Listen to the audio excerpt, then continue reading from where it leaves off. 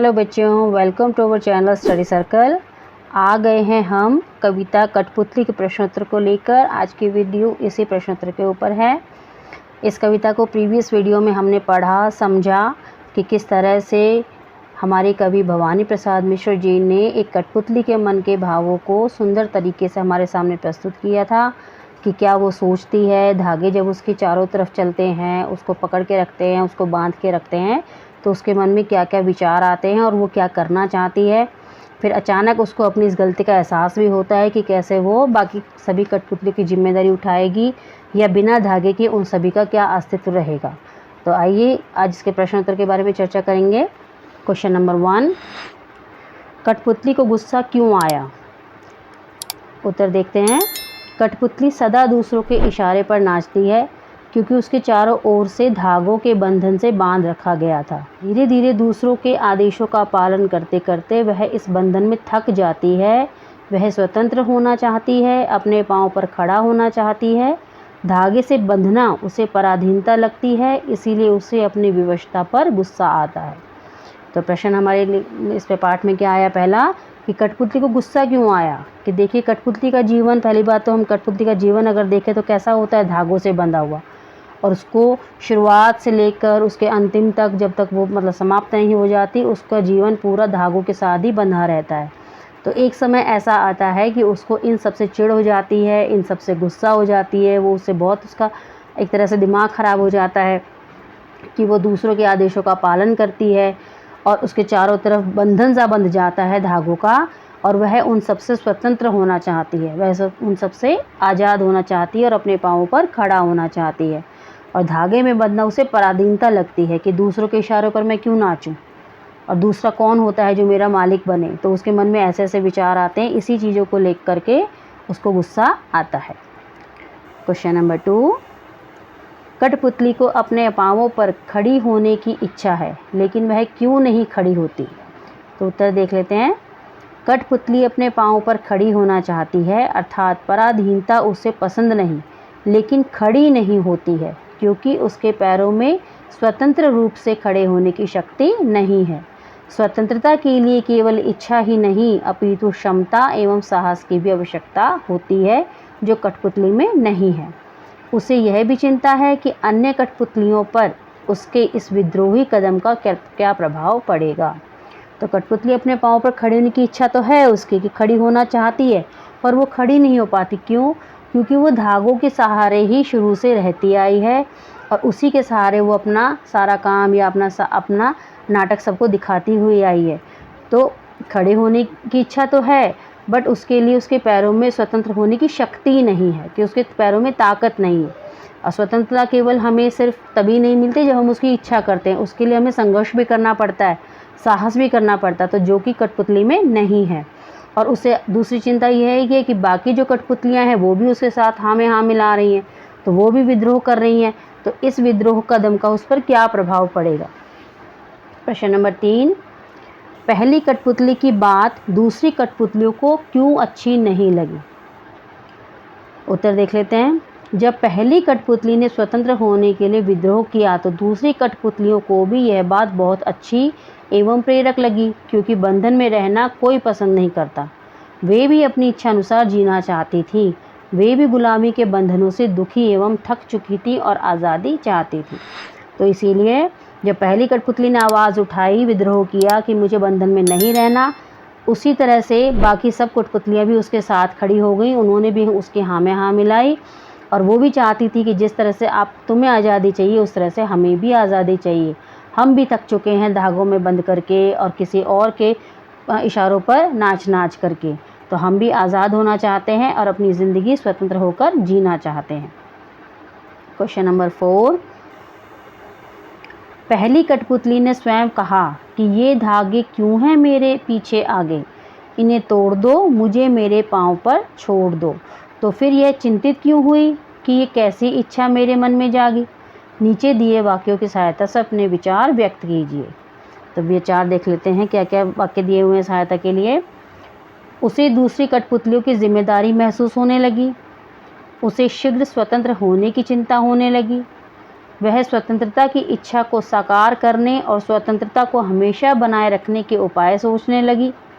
या लास्ट, वह डर गई क्योंकि उसकी उम्र कम थी। तो उत्तर पे नज़र मार लेते हैं एक बार। कठपुतली अपने पाँव पर खड़ी होना चाहती है, अर्थात पराधीनता उसे पसंद नहीं, लेकिन खड़ी नहीं होती, क्योंकि जब उस पर अन्य सभी कठपुतलियों की स्वतंत्रता की जिम्मेदारी आती है तो वह डर जाती है। उसे ऐसा लगता है कि कहीं उसका उठाया गया कदम सबको मुश्किल में न डाल दे, और अभी उसकी उम्र भी कम है, सोच विचार का दायरा सीमित है, अतः उसे दूसरों के सहारे की ज़रूरत थी। साथ ही स्वतंत्रता प्राप्त करने के बाद उसे बनाए रखना भी तो ज़रूरी होता है।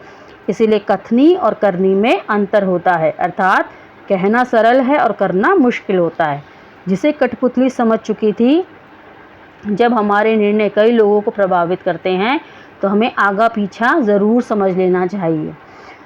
तो इस वाक्य के ज़रिए हम क्या उत्तर बताया गया है कि कठपुतली अपने पाँव पर खड़ी तो होना चाहती थी क्योंकि उसे पराधीनता पसंद नहीं थी, पर वो अपने पाँव पर खड़ी नहीं होती, क्योंकि जब उस पर अन्य सभी कठपुतलियाँ, जब सब बाकी सारी कठपुतलियाँ भी उसके साथ हाँ में हाँ मिला रही थी, तो उसकी उन सभी कठपुतलियों की स्वतंत्रता की जिम्मेदारी भी उस पर आ गई और वह इस चीज़ से डर जाती है। उसे लगता है कि कहीं मेरा उठाया कदम कि मैं अकेली जब बोल रही थी वो दूसरों सभी की ज़िंदगी पे भारी ना पड़े, क्योंकि उसकी उम्र भी कम है, अभी उसमें इतनी सोचने समझने की शक्ति नहीं है अभी कि वो अपना अच्छा बुरा या भला बुरा सोच सके, और वो दूसरों के सहारे की उसे ज़रूरत भी है। दूसरे के सहारे के बिना वो काम नहीं कर सकती, क्योंकि कठपुतली का बच्चा आपको पता है कि धागे से बंधी होती है, और जब तक उसके धागे बंधे हैं तब तक ही वो चल फिर सकती है। जब उसके धागे कट जाएंगे तो वो तो एक निर्जीव वस्तु हो जाएगी, वो तो जैसे एक खिलौना होता है बच्चे के लिए वैसे काम करेगी। तो दूसरे के सहारे की उसको ज़रूरत भी है। साथ ही स्वतंत्रता प्राप्त करने के बाद उसे बनाए रखना भी ज़रूरी है। भाई स्वतंत्रता प्राप्त हो जाती है पर उसको मेंटेन भी तो करना है, तो ये जिम्मेदारी भी उस पर आ जाएगी।